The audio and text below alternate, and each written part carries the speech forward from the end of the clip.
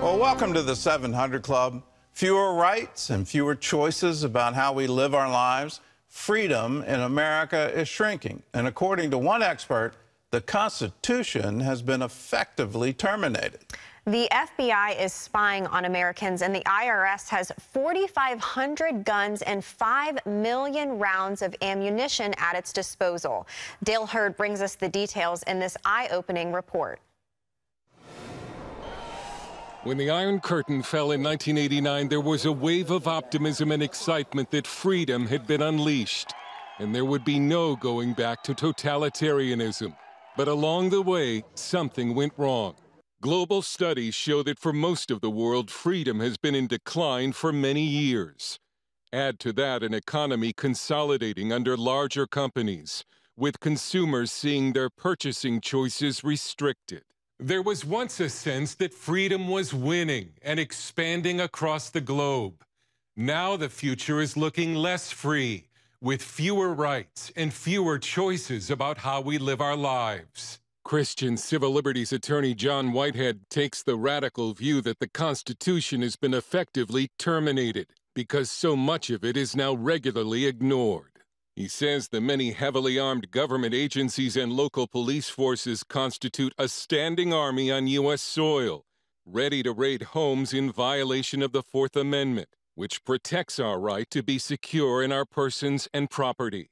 The IRS has 4,500 guns, 5 million rounds of ammunition. The Veterans Administration has 11 million rounds of ammo. The Department of Health and Human Services, believe it or not, has 4 million rounds of ammo. The Social Security Administration has 800,000 rounds of ammo for their special agents and armors and guns. Even NASA has a SWAT team.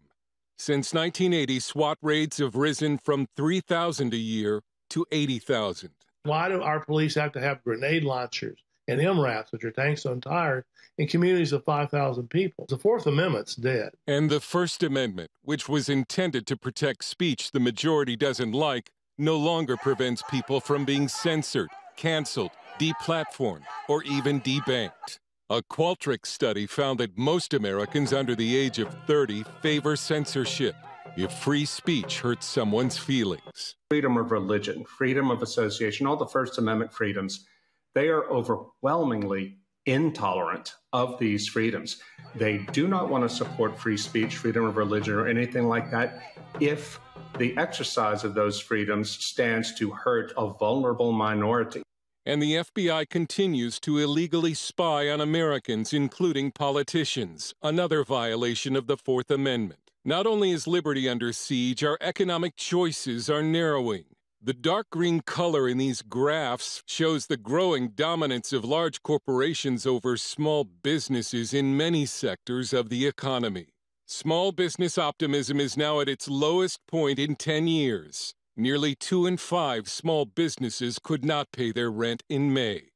Consumers are having choices taken away from them, especially if the product they want runs on fossil fuel, mainly because of those in power supporting the belief in a man-made climate emergency.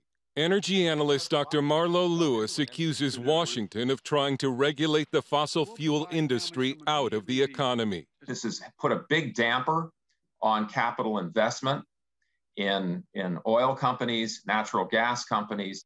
It's also made it very difficult for a coal company in particular, but even for a natural gas company, to get a substantial loan from the banks. Driving energy costs up and the reliability of the nation's power grid down.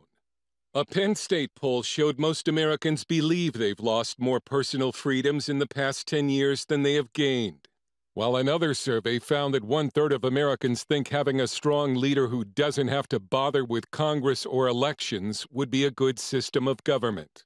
One of the forces behind the fall of the Iron Curtain and a leader of the Czech Velvet Revolution, Jaroslav Flieder, told us he never expected the free world to turn out like this, and said he's especially upset that many Americans seem okay with a loss of rights when it's used against their political enemies.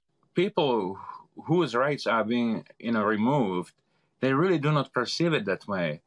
They sometimes actually almost see it like as a benefit, as a beneficial process, because sometimes these rights are taken from people they don't like and they applaud it. And in this situations like that, I always tell them, yeah, it might be actually pleasing now. Just wait until you are the object of this process. When your rights are violated, and when it's going to be done to you, you won't find it as much, fun as, you're finding it now. The average American that has basically given up their rights. I mean, they're violated every way across. And unfortunately, because we don't exercise them, we're losing them. Dale Hurd, CBN News. And the problem is we don't even know how to exercise them, how to exercise your rights to be free from warrantless searches, from SWAT teams descending on your home to haul you away. And unless you think I'm being inflammatory, that is actually happening. And you just saw the report where the FBI is spying on Americans. And they're doing it without a warrant, without a court being involved at all. And it's these enormous databases that the NSA is collecting on every single one of us, where they know your cell phone location, the calls, duration, emails, text, all of these things open to them, and they are actively looking at it, and we aren't saying anything. Now, let me give you a very specific case. Mark Houck, he was an abortion protester. There was some altercation on the sidewalk. A criminal complaint was filed in the state of Pennsylvania. That complaint was ultimately dismissed, and then the federal government took it up. He was represented by an attorney, and his attorney told the federal government, if you want to arrest my client, I will present him to you at the courthouse. You don't have to go to his home. He had 7 children. He had a wife, and then a couple dozen FBI agents in SWAT gear, riot gear, show up with automatic weapons to arrest him at dawn at his home. That's the kind of culture that we've become. And it's absolutely chilling to me to think that our Social Security has weapons. What are they going to use them for? Who are they going to shoot? What is this all about? How have we gotten to 80,000 SWAT team raids a single year? We've collectively lost our mind. We've become a surveillance state. We're well on our way to becoming a police state. We have to let our representatives in Congress know this is intolerable. You have to rein this in.